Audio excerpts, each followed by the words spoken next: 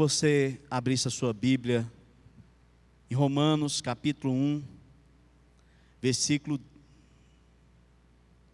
14 em diante. Romanos capítulo 1, versículo 14 em diante. Nós da introdução ao segundo estudo de hoje.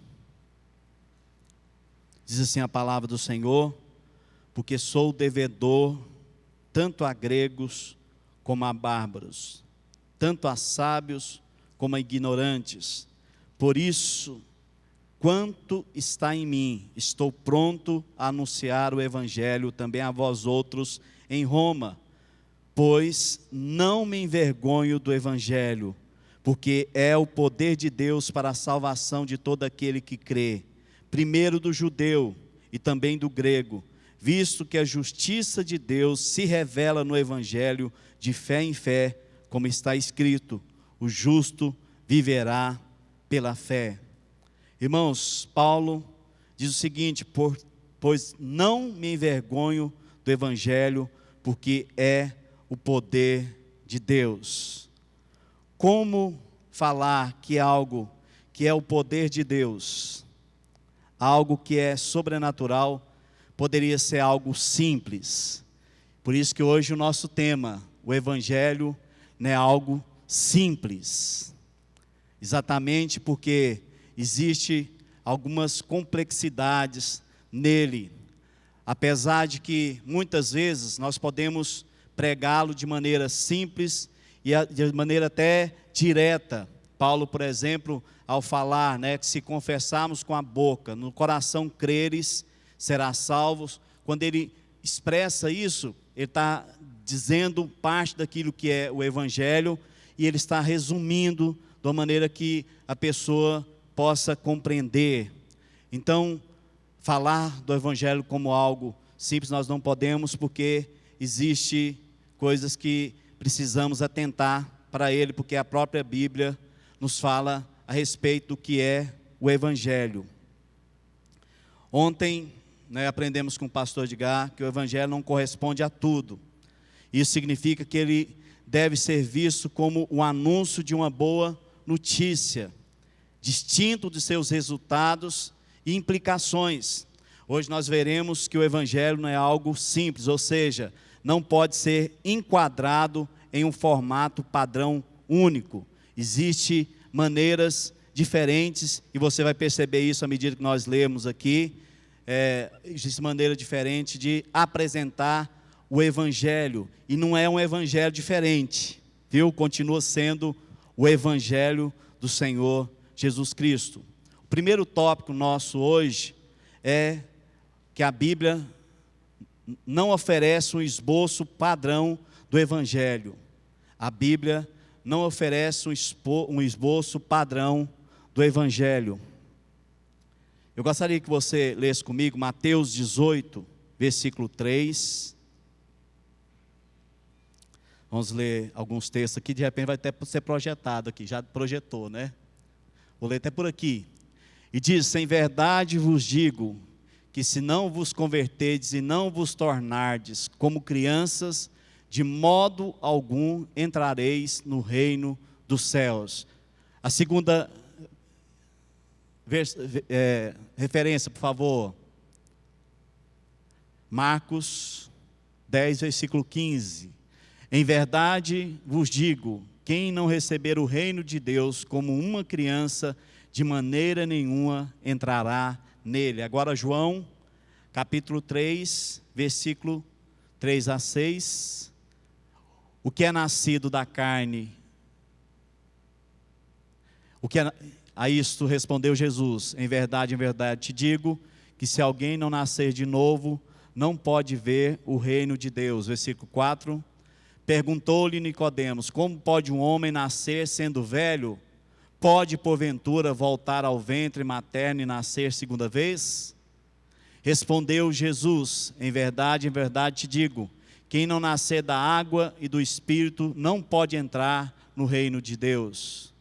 O que é nascido da carne é carne, e o que é nascido do Espírito é o Espírito. Agora o versículo 17. Porquanto Deus enviou o seu Filho ao mundo, não para que julgasse o mundo, para que o mundo fosse salvo por ele. Olha que coisa interessante, irmãos. Nessas três expressões dos sinóticos, que inclui Mateus, Marcos, e se você ler Lucas, você vai perceber isso também. Quando eles se referem ao reino de Deus, eles estão falando do Evangelho, mas eles trazem a evidência do Evangelho a respeito do reino de Deus. Já João traz, falando a respeito do Evangelho, a respeito da vida eterna. Mas quando você compara as três versões, tanto de Mateus, quanto de Marcos e quanto de João, o que você percebe? Que a vida eterna, que o reino de Deus é o Evangelho, é fazer parte do Evangelho. Então, eles usam expressões diferentes, eles acabam usando algo de maneira significativamente diferente, eles apresentam o Evangelho de maneira diferente, mas todos têm um objetivo, eles estão anunciando o Evangelho. E quando nós lemos tanto Mateus, quanto Marcos e quanto João, nós percebemos que ambos estão falando da mesma coisa, do mesmo assunto, ou seja, apresentam o Evangelho de maneira diferenciada, mas eles estão em concordância, eles estão em harmonia, eles não discordam a respeito daquilo que é o Evangelho, que é a salvação. Então nisso, nós podemos perceber que dentro da palavra do Senhor, não existe uma fórmula única para se expressar. Você avançando na leitura da palavra, nós percebemos que quando eles falam a respeito de vida eterna, a respeito do reino de Deus, quando João está referindo-se a respeito de uma experiência individualizada, quando Mateus e os sinóticos já estão falando de algo que é exterior, de algo que alcança, que abranja um lugar, um reino mais expandido, mas eles estão falando a respeito do Evangelho, eles estão anunciando algo que traga ao coração daqueles que ouvem o Evangelho do nosso Senhor Jesus Cristo. Eles têm uma ênfase diferente, mas se você colocar os três juntos, você vai perceber e notar que existe semelhança àquilo. Eles estão falando de uma única coisa. Paulo também, por sua vez, irmãos, quando ele menciona reino e também vida, olha só, usa essas duas expressões, tanto reino quanto vida. Ele se concentra mais no conceito da justificação. Paulo não aborda da mesma maneira que eles. Por quê? Porque ele usa um termo que é chamado de intercanônico do tribunal. Então ele traz uma mensagem a respeito do Senhor Jesus, ele anuncia aquele evangelho, mas ele usa um termo usado em tribunal, quando ele se refere tanto à vida quanto ao reino de Deus.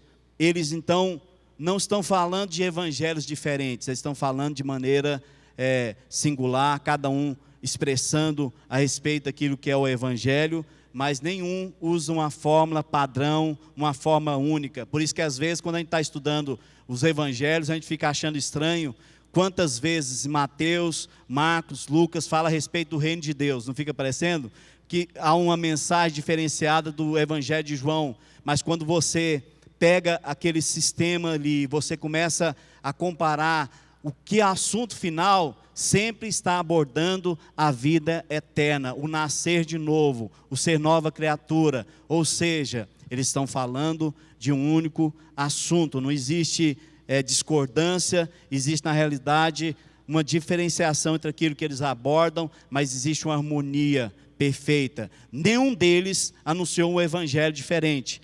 Paulo não pregou um evangelho diferente de Pedro. Pedro não pegou um evangelho diferente de Mateus, de Marcos, de João. Ambos estavam falando do evangelho e há um corpo, há um esboço que mostra o que é esse evangelho, porque é de acordo com aquilo que nós devemos caminhar.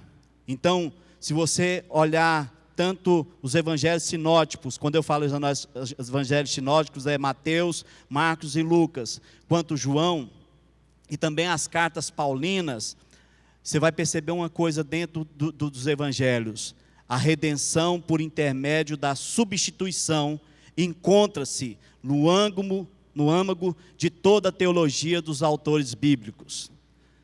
Todos eles falam a respeito da substituição, a respeito do sacrifício de Jesus. Eles trazem isso dentro do evangelho que eles comunicam. Então, primeiro ponto, a Bíblia não oferece um esboço padrão do evangelho. Então, aqueles autores apresentam o evangelho de maneira significativamente diferente, mas eles não se discordam, eles não anunciam uma coisa onde você percebe que um está falando de alguma coisa, outro está falando de algo totalmente diferente. Eles estão falando e anunciando o evangelho do nosso Senhor e Salvador Jesus Cristo. O tópico 2, irmãos, eles apresentam o evangelho apresentado por temas. O evangelho na palavra de Deus, ele é apresentado por temas. E aqui vale a pena você perceber que eu vou falar sobre 3 temas aqui, que a própria palavra do Senhor nos fala e nos revela. O primeiro tema é exílio / retorno ao lar. Isso aqui eu quero que você entenda quando fala a respeito disso, de cada um desses temas, que você vai perceber uma coisa: mesmo que tenha temas diferenciados, todo tema você vai perceber que é o anúncio a respeito do evangelho dentro dele. Cada tema expressado dentro da Bíblia está anunciando o evangelho em si. O interessante é que D.A. Carson diz que existe 20 temas dentro da Bíblia falando a respeito desse assunto. E dentro desses 20 temas, o autor que nós estamos lendo, ele traz esses temas que nós vamos estudar aqui, que são alguns desses temas. E ele aborda 3 temas. Primeiro, esse exílio, o retorno ao lar. Como que nós percebemos isso, irmãos? O lar é um lugar de descanso, é um lugar de shalom. Onde era o nosso lar? Onde Deus iniciou o lar? Lá em Gênesis capítulo 2, versículo 8 e 15. Acompanhe aí comigo. Gênesis capítulo 2, versículo 8 e 15. Olha o que diz a palavra do Senhor. E plantou o Senhor Deus um jardim no Éden, na direção do Oriente, e pôs nele o homem que havia formado. E plantou o Senhor Deus um jardim no Éden, na direção do Oriente, e pôs nele o homem que havia formado. Versículo 15. Tomou, pois, o Senhor Deus ao homem, e o colocou no jardim do Éden, para o cultivar e o guardar. O lar, na Bíblia, irmãos, é um lugar de descanso, é um lugar de shalom, é um lugar de paz. Segundo as Escrituras, o lar é um lugar em que a vida floresce de modo pleno, tanto espiritual, tanto física, quanto socialmente. Ou seja, antes de entrar o pecado no mundo, o que existia era harmonia, era paz, era um lar perfeito. Só que o pecado entrou no mundo e destruiu esse shalom. Aí que dá essa expressão de exílio, ou retorno ao lar. Por quê, irmãos? Hoje, nós, pelo egocentrismo, o egocentrismo destruiu esse shalom, esse lar. E qual que é a habitação verdadeira do homem? É a habitação na presença do Senhor, é estar diante do Senhor. O lar é mais do que simplesmente um local, é também estar diante da presença do Senhor. Só que quando entrou o pecado no mundo, a história da raça humana, ela foi consistida, se tornou em um exílio, porque houve um pecado, e a partir daquele momento ela foi tirada do seu lar, do lugar de descanso, do lugar de paz, de shalom diante do Senhor. Nós fomos expulsos do jardim de Deus e banidos da sua face, em cuja presença está o nosso lar. Então, por isso que há sempre no coração da sociedade, do ser humano, da humanidade, um desejo, uma saudade por um lar, porque nós procuramos por isso, nosso coração anseia por isso. Todo mundo está hoje no estado atual de carência, da necessidade de retorno para esse lar que Deus estabeleceu, que Deus criou, que Deus projetou.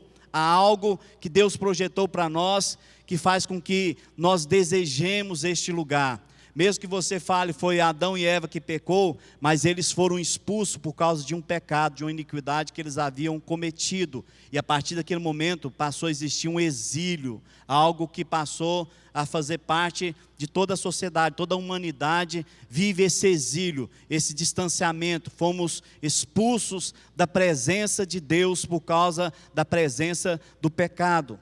E dentro desse tema, o que acontece? Nós vivemos anelando, nós vivemos como exilados e estrangeiros aqui na terra. O ser humano clama por isso. Aí dentro disso, anunciando o Evangelho, surgem essas perguntas: como podemos voltar para casa? Como a criação pode ser curada e restaurada? Se eu estou vivendo o exílio, se eu estou vivendo distante de Deus, como que eu posso voltar para casa? Como que a criação pode ser curada e restaurada? Houve uma destruição aquilo ali, né? Como o tempo da Torre de Babel, predominou o egoísmo, a vanglória, a idolatria. Aqueles homens se tornaram totalmente distantes de Deus. Então a pergunta que surge é: como a criação pode ser curada e restaurada? Ou como a morte e a decadência podem ser vencidas? Porque a morte e a decadência, como nós estamos no exílio, nós experimentamos a corrupção do pecado, nós somos destruídos, há enfermidades, há destruição, há todo tipo de males que é atraído exatamente por nós vivemos esse distanciamento do Senhor. Aí, irmãos, dentro desse tema exílio, retorno ao lar, o Evangelho responde essas três perguntas. Primeiro, Jesus deixou seu verdadeiro lar. Abra sua Bíblia aí em Filipenses 2, versículos 6 e 8. Filipenses 2, versículos 6 e 8.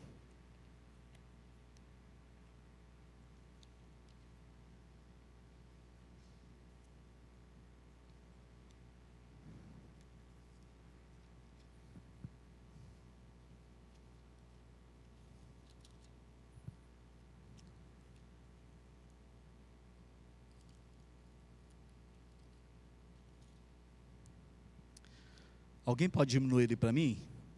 Está ventando muito aqui. 2, versículo 6 e 7, melhor. Pois ele, subsistindo em forma de Deus, não o julgou como usurpação ser igual a Deus. Antes, a si mesmo se esvaziou, assumindo a forma de servo, tornando-se em semelhança de homens, e reconhecido em figura humana, a si mesmo, versículo 8, se humilhou, tornando-se obediente até a morte, e morte de cruz. Jesus se fez carne, deixou o seu lar celeste, ele se esvaziou, ele assumiu a forma de um servo, para que pudesse chegar até nós, ou seja, ele deixou seu verdadeiro lar, ele se fez homem. Segunda coisa, nasceu em um lugar distante da casa dos seus pais. Jesus nasce em Belém, até pela questão das circunstâncias. Então ele nasceu não no lugar da sua própria casa. Terceira coisa, ele vagueou sem ter um lugar onde repousar sua cabeça. Mateus 8, 20, fala a respeito que Jesus fala, o Filho do Homem não tem nem aonde repousar sua cabeça. E por último, ele foi crucificado fora dos portões da cidade, em sinal de exílio e de rejeição.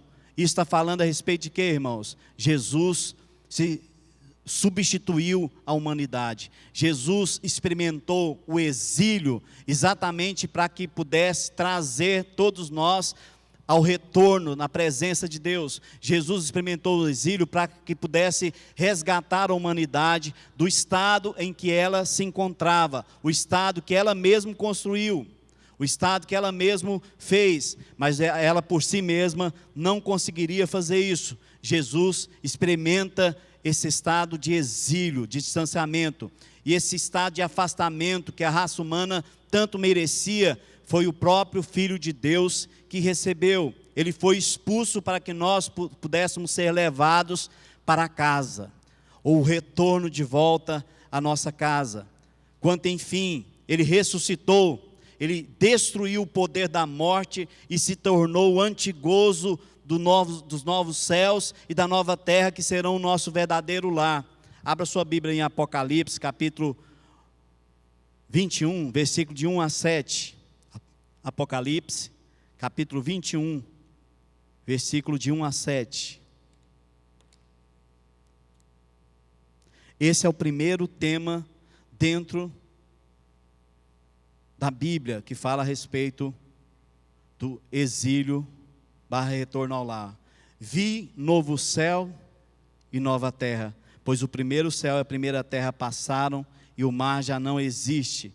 Vi também a cidade santa, a nova Jerusalém, que descia do céu, da parte de Deus, ataviada como noiva, adornada para o seu esposo. Então ouvi grande voz do trono, dizendo: eis o tabernáculo de Deus com os homens, Deus habitará com eles. Falando a respeito do lar, Deus habitará com eles, eles serão povos de Deus, e Deus mesmo estará com eles, e lhes enxugará dos olhos toda lágrima, e a morte já não existirá, já não haverá luto, nem pranto, nem dor, porque as primeiras coisas passaram. E aquele que está sentado no trono disse: eis que faço nova todas as coisas, e acrescentou: escreve, porque estas coisas são fiéis e verdadeiras. Disse-me ainda: tudo está feito, eu sou o alfa e o ômega, o princípio e o fim.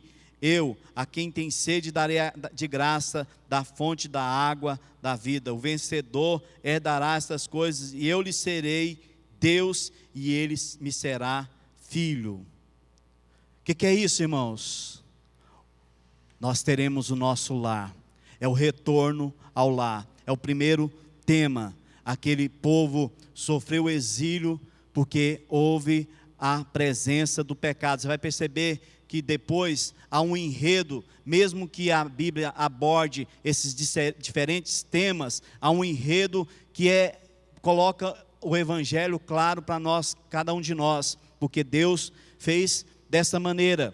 Então, o primeiro tema é esse: exílio / retorno ao lar. E o que nós percebemos, e que sempre no anúncio, é que no final Deus restaura todas as coisas. O segundo tema é Yahvé, aliança. Assim como o tema exílio, retorno ao lar, revela nossa necessidade do restaurador do mundo, irmãos. O tema Yahvé, aliança, revela nossa necessidade de sermos salvos de nossas transgressões da lei. Lá houve o exílio por causa do pecado. Aqui é uma quebra de aliança com Deus. Mas houve o pecado, e tanto o pecado quando nós pecamos, há uma quebra de aliança com Deus. Esse Yahvé revela-se como Deus fiel da aliança. O Senhor sempre cumpre o que diz, ou seja, Ele é absolutamente fiel às suas promessas e à sua palavra. Agora, quanto a nós, irmãos, como que nós somos? Deus zela por tua palavra, Deus é fiel em todas as suas palavras, ou seja, quando Ele dá uma palavra, quando Ele estabelece uma aliança, Ele é poderoso e capaz de cumprir. Mas nós somos pessoas que não temos uma palavra e não conseguimos mantermos firmes nem fiéis àquela aliança. Ao contrário de Deus, nós vivemos descumprindo as nossas promessas, descumprindo a nossa palavra. Aí também dentro desse tema surgem perguntas também. Porque dentro desse tema surge a necessidades.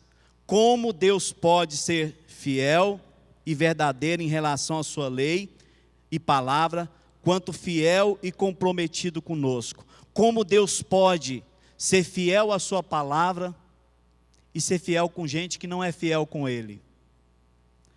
Cumprir com a sua palavra, porque ele tem que ter... Ele tem um compromisso com a palavra, porque a própria palavra revela o caráter dele. Como que ele pode revelar que ele está cumprindo exatamente o que é necessário, o que a palavra dele exige, sendo que aquelas pessoas com quem ele está aliançado não conseguem cumpri-la, não conseguem obedecê-la? É a primeira pergunta. Segunda pergunta: como Deus pode ser santo e ainda amar o seu povo. Como pode Deus ser uma pessoa santa e amar pessoas pecadoras, falhas, impuras?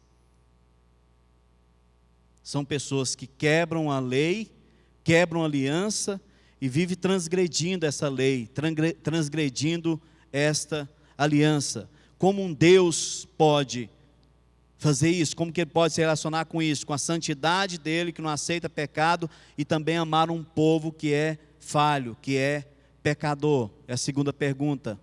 Como a santidade e o amor de Deus se relacionam na aliança?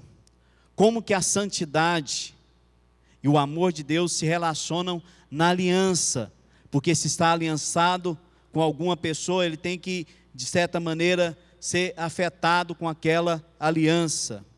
E aqui mais uma vez o Evangelho responde, irmãos. É outro tema, é Yahvé e aliança, mas presta atenção na resposta. Jesus tomou sobre si a maldição da aliança para que a bênção da aliança nos alcançasse. Ou seja, quando nós transgredimos, quando nós falhamos, Jesus tomou sobre si as nossas falhas. Todas as vezes que nós não conseguimos cumprir com a nossa aliança, com a nossa parte, Jesus tomou essa parte de nós. E o que ele fez? Como ele é capaz, como ele é poderoso, isso para aqueles que creem em Jesus, hein? Como ele é capaz, como ele é poderoso de cumprir toda a aliança, ele cumpriu no lugar daqueles que creem no sacrifício dele. Abra sua Bíblia aí em Gálatas, capítulo 3. Eu vou ler só algumas partes aqui, porque são muitos versículos. Versículo 7, Gálatas 3, versículo 7. Sabei, pois, que os da fé é que são filhos de Abraão. Ora, tendo a Escritura previsto que Deus justificaria pela fé os gentios, preanunciou o Evangelho a Abraão: em ti serão benditas todas as famílias, todos os povos, de modo que os da fé são abençoados com o crente Abraão. Todos quantos, pois, são das obras da lei, estão debaixo de maldição, porque está escrito: maldito todo aquele que não permanecer em todas as coisas escritas no livro da lei para praticá-las. Ou seja, irmãos, existe alguém que consiga praticar a lei? Existe alguém que consiga cumprir com todas as exigências da lei, que a lei do Senhor exige?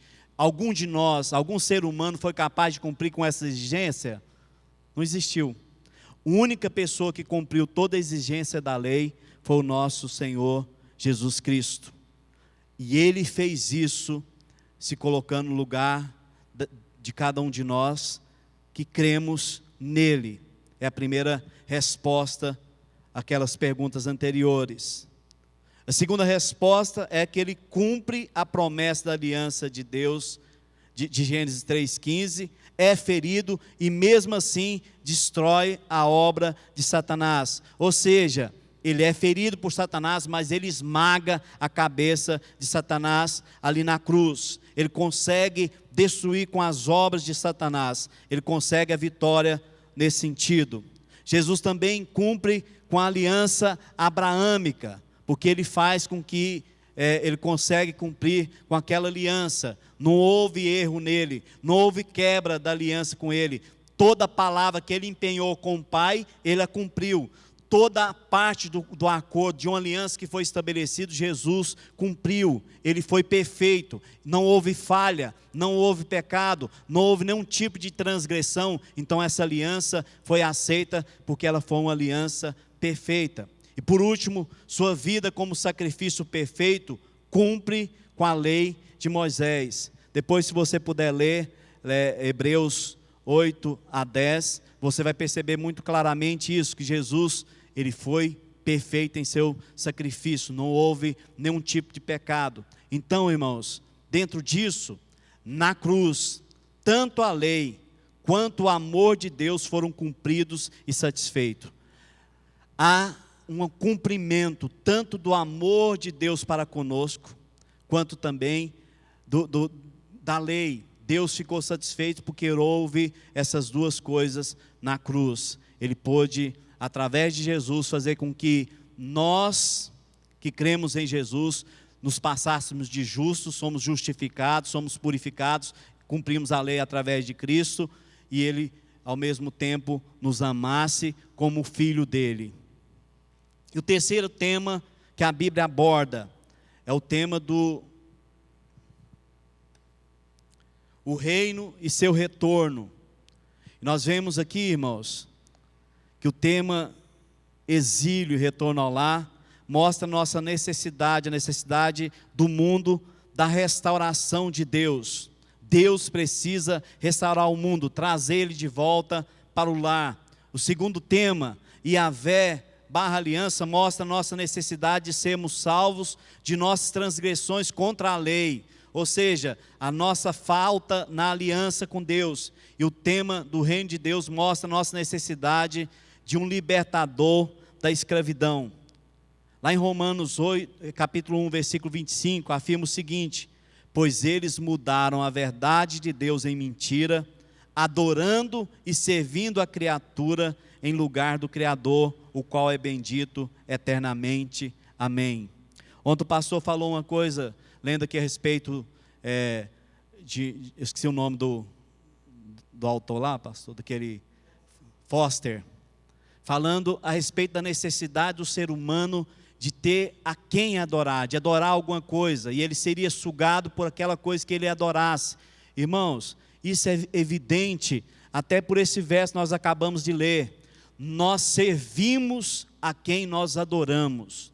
Nós nos tornamos escravos de quem nós adoramos. Nós nos tornamos semelhantes àquilo que nós adoramos. E nós somos sugados por aquilo que adoramos. Agora, por que nós podemos adorar a Deus? Deus não precisa, Deus não se alimenta da sua adoração. Deus não tem necessidade alguma de nada que nós ofereçamos a Ele. Deus não precisa de ter um relacionamento com o ser humano, meus irmãos. Deus não precisa, Ele não construiu um Éden, porque Ele tinha uma carência de que tivesse um ser humano para se relacionar. Não, Ele fez isso por pura bondade, por pura misericórdia, por algo que Ele quis fazer. Não existe nada que nós tenhamos que Deus precise, que Deus dependa. É nós que precisamos de buscar a presença dEle. É nós que precisamos adorá-lo. E quando falo de adoração, não é só cântico, não. É procurar fazer de Deus o ser único na sua vida, contemplá-lo, obedecê-lo, exaltá-lo, glorificá-lo, atender às expectativas do coração dele. E nesse tema, o reino e seu retorno, fica claro isso, porque sempre que você estuda o povo de Israel, você vai perceber que eles sempre procuraram um rei. É ou não é? Sempre procuraram um rei que governasse eles. Eles precisavam de alguém que comandasse a vida deles. E às vezes era algo como que uma necessidade necessária. E nenhum dos reis de Israel, nenhuma das pessoas conseguiu cumprir com aquelas expectativas daquele povo. Nenhum dos líderes de Israel foi completamente bem sucedido em impedir que o povo também caísse em idolatria.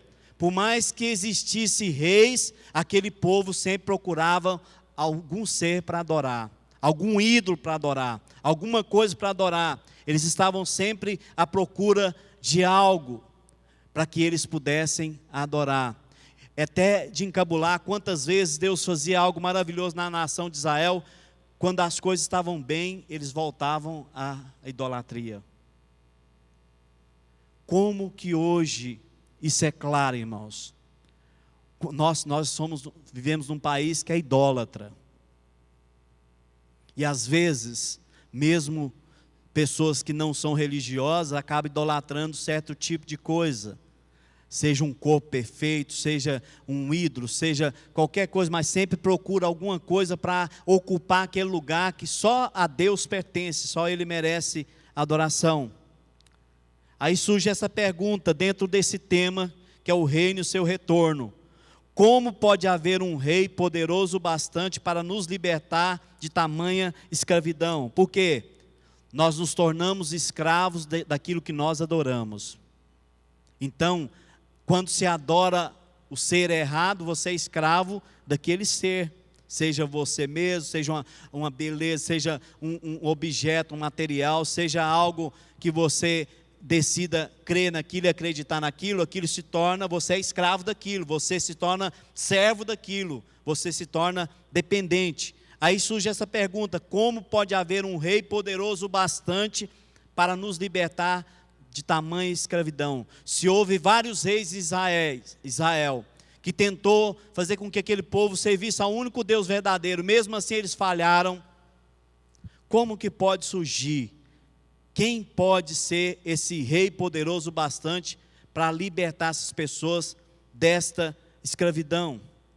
E a resposta, irmãos, é também o Evangelho que traz: somente o próprio Deus pode fazer isso, somente o próprio Deus tem de fazer isso, só Ele é capaz de ser o Rei e Senhor, e nós podemos adorá-lo, porque Ele não precisa, Ele não se alimenta disso. Na realidade somos nós que vivemos à medida que o adoramos. Marcos capítulo 1, versículo de 1 a 3, afirma que Jesus é o Rei divino que retorna para tomar posse do seu reino.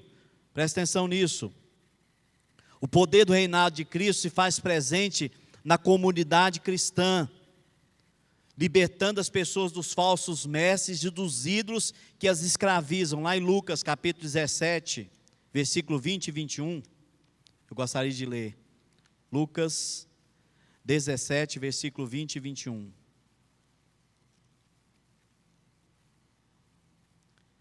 Interrogado pelos fariseus quanto viria o reino de Deus, Jesus lhes respondeu: não vem o reino de Deus com visível aparência, nem dirão ei-lo ali ou lá está, porque o reino de Deus está dentro de vós.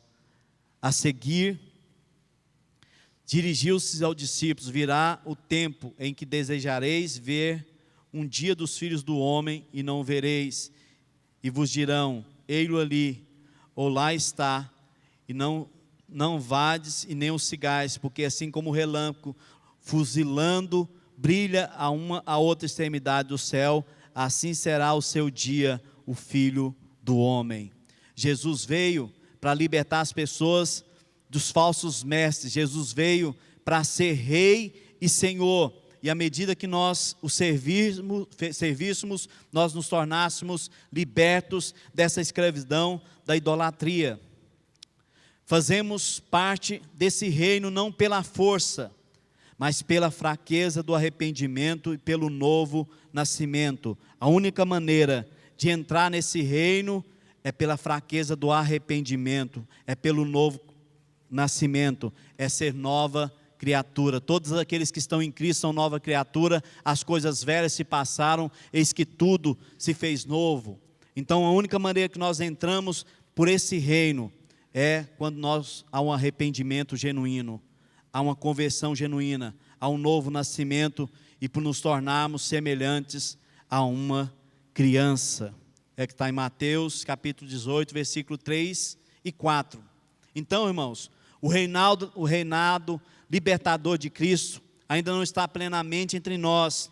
Como discípulos, devemos orar até que Ele venha, segundo Mateus 6,10, venha o teu reino. Ou seja, hoje nós desfrutamos de um reino que está por completar, está por se cumprir plenamente, mas como discípulos do Senhor, nós devemos clamar ao Senhor para que esse reino venha e seja executado plenamente. Quando Deus voltar para reinar, até os rios aplaudirão e as montanhas cantarão de alegria, porque finalmente seu libertador retornou. Ou seja, todos aguardam o retorno do nosso Senhor, porque estão escravizados, estão presos, não há liberdade, não há alegria fora do reino dos céus.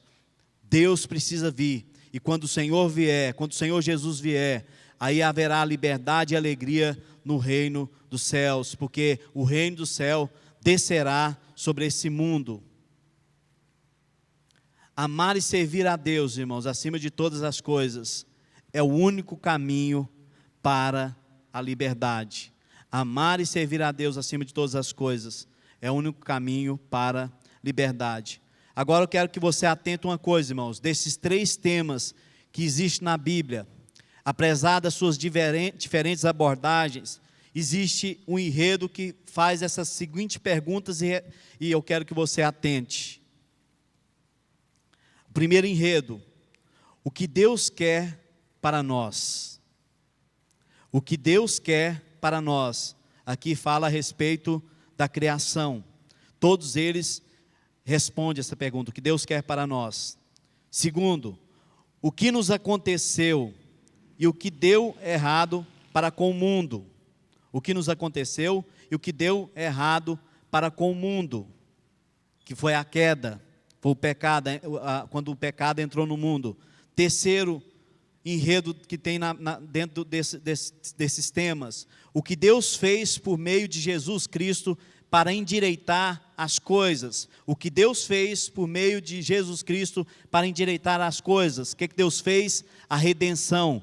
Enviou seu Filho para morrer no meu lugar, para morrer no seu lugar. Por último, tem consequência de tudo isso? Em consequência de tudo isso, qual será o fim da história? Em consequência de tudo isso, ou seja, da redenção de Jesus, qual será o fim da história? Vai ser a restauração. Você prestou atenção que mesmo o tema exílio e retorno, e a velha aliança, quanto o rei e o seu retorno, todos eles têm esse enredo, aborda para esse tema de que houve uma criação, houve uma queda, houve uma redenção, um envio de Deus, um resgate de Deus, e também haverá uma restauração, há uma promessa de restauração. Então, há esse enredo dentro da própria palavra de Deus. Deus trabalha nesse sentido, irmãos, para que nós pudéssemos ser restaurados. O alvo de Deus é nos restaurar, o alvo de Deus é nos resgatar. Todas essas maneiras de apresentar o Evangelho ainda precisam ressaltar que ele é boas novas, um anúncio do que Deus fez e continua fazendo. No entanto, sempre que anunciarmos as boas novas, mesmo que de modo simples, teremos que inseri-las em algum desses assuntos ou desses temas que a Bíblia aborda. E ao fazê-lo, acentuaremos certos aspectos da história bíblica e às vezes em detrimento de outros. E isso nos leva a uma coisa, irmãos, ao próximo ponto, que é a importância de contextualizar o Evangelho. Como eu falei no início, o Evangelho não é algo simples. Sabemos disso porque a forma em que ele é expresso por meio dos temas da Bíblia é inesgotavelmente profunda e rica. E até na nossa maneira de perceber os sinóticos, e João e Paulo, que cada um ao apresentar o Evangelho traz uma ênfase, traz uma maneira, uma abordagem, mas mesmo assim não há discordância entre eles. Dá para se perceber que é algo versátil, que é algo que exige de nós, irmãos, percepção. Ele tem versatilidade sobrenatural para tratar das esperanças, para tratar dos temores, dos ídolos e de cada cultura e de cada pessoa em particular. É algo que alcança não só o indivíduo, mas também uma cultura. Então o Evangelho é algo extenso, é algo pleno, e exige de nós que nós aprendamos a contextualizar. Não é atualizar, viu, irmãos? A Bíblia não precisa ser atualizada. Contextualizar é no sentido de você aprender a adequar a determinada situação. O bom exemplo disso, eu até estava estudando Atos e achei maravilhoso, que eu estava muito atento à maneira de Paulo abordar. Um exemplo de quem contextualizou o Evangelho é o próprio apóstolo Paulo. Depois, se você puder, você leia na sua casa, tanto Atos capítulo 13, Atos capítulo 14 e Atos capítulo 17. No Atos capítulo 13, irmãos, ele fala a judeus e a gentios, tementes ao Senhor. Então Paulo já inicia falando: vós que são tementes ao Senhor, nação de Israel, ou descendentes de Abraão. Ele aborda para aquelas pessoas num linguajar que ele pega a pessoa no nível que ela está. Ele sabia que havia um pouco de religiosidade naquele povo. Havia algo que ele pudesse embasar o evangelho e ele pregar o evangelho. E ele anuncia o evangelho para aquele povo judeu, aquelas pessoas que estavam ali, e até gentios tementes ao Senhor. Já em Atos capítulo 14, ele se dirige a pagãos. Aquelas pessoas começam até a fazer coisas visando idolatrar. Ele já corrige tudo aquilo ali e apontam para Deus, mas eram pessoas pagãos incultos. Quando ele vai no capítulo 17, ele já prega para pagãos, filósofos e pessoas instruídas. O que ele pega? Ao altar do Deus desconhecido. E a partir daquele altar ele começa a pregar e anunciar o evangelho. Olha só, todos eles, o enredo é o mesmo, de salvação, de queda, de retorno, de redenção, de restauração, é o mesmo, mas ele usa uma abordagem diferente para cada situação. Dentro disso, irmãos, eu não vou ler porque o texto é grande, vale a pena observar como as habilidades e crenças dos ouvintes de Paulo moldaram sua forma de apresentar e defender o evangelho. Ele agiu de maneira diferente em cada situação, pregando o mesmo evangelho. Ouvintes de culturas diferentes respondem a diferentes maneiras de formatar e apresentar a mesma mensagem. É o mesmo evangelho, mas a maneira como Paulo apresentou foi uma maneira muito diferente. Então o evangelho é tão rico que pode ser transmitido de forma que se ajuste a cada situação. Nós podemos fazer como Paulo, apresentá-lo de formas diferentes, usando diferentes sequências, argumentos, graus de realces e assim por diante, em diferentes culturas. Ou seja, não tem como vir com esboço pronto e falar, eu vou usar isso aqui para toda e qualquer situação ou cultura.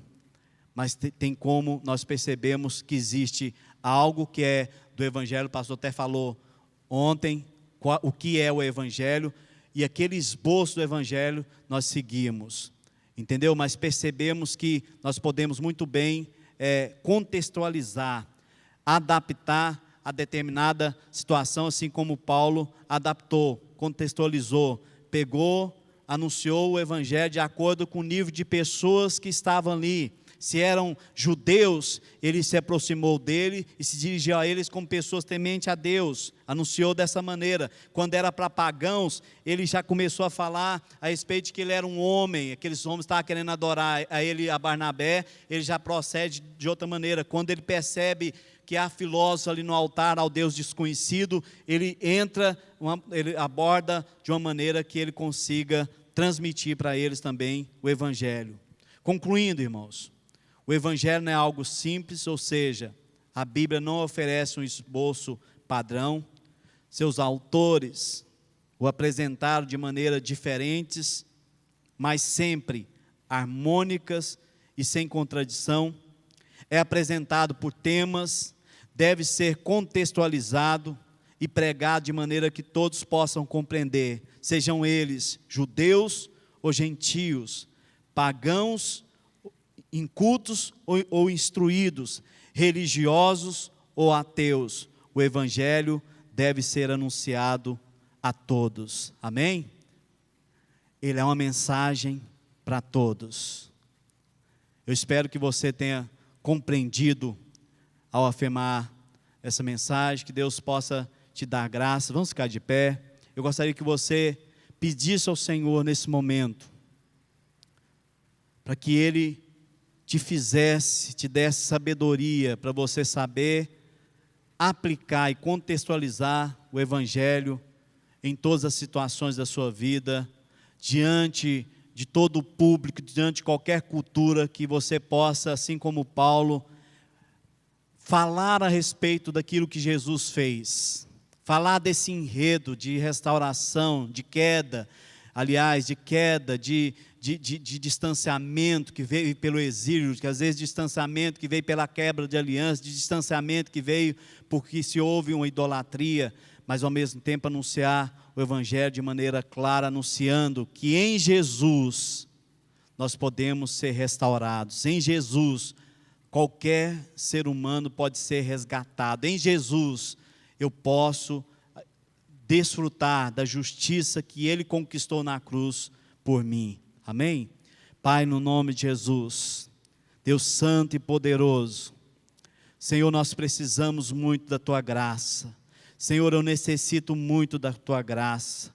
Senhor, nós precisamos muito de compreender a Tua palavra, de compreender os temas que estão contidos nela. Senhor, vem nos dar entendimento, Senhor, vem nos fazer crescer, ajude-nos a compreender, Senhor, as maneiras diferentes, Senhor, que cada, Senhor, autor da Bíblia, Senhor, falou a respeito do Evangelho, e ajude-nos, Senhor, a compreender, Senhor, a melhor maneira, Senhor, de aplicá-lo, a melhor maneira de contextualizá-lo. Pai, que nós possamos ser fiéis, Deus, a Tua palavra, que nós possamos ser fiéis, Senhor, ao Evangelho que o Senhor deixou para nós anunciarmos, que o Senhor nos capacite, Senhor, a pregar o genuíno Evangelho, a não pregar, Senhor, além do que deveríamos, Senhor, mas pregar aquilo que devemos pregar, Deus, em todos os nossos púlpitos, em nome de Jesus. Derrama a Tua graça, dá-nos entendimento, dá-nos compreensão, Senhor, em nome de Jesus. Que amanhã o Senhor continue falando ao nosso coração, que o Senhor continue nos instruindo, continue nos ensinando, Pai, que em nome de Jesus, naquilo que eu falhei, naquilo que houve falta em mim, Pai, que o Teu Espírito, Senhor, possa ajudar, auxiliar, Deus, e capacitar a vida de cada irmão, em nome de Jesus, ó Pai. Ajude-nos, Senhor, a crescer, ajude-nos, Senhor, a avançar, ajude-nos, Senhor, a falar desses temas, Senhor, a abordar esses temas, Senhor, com fé no nosso coração,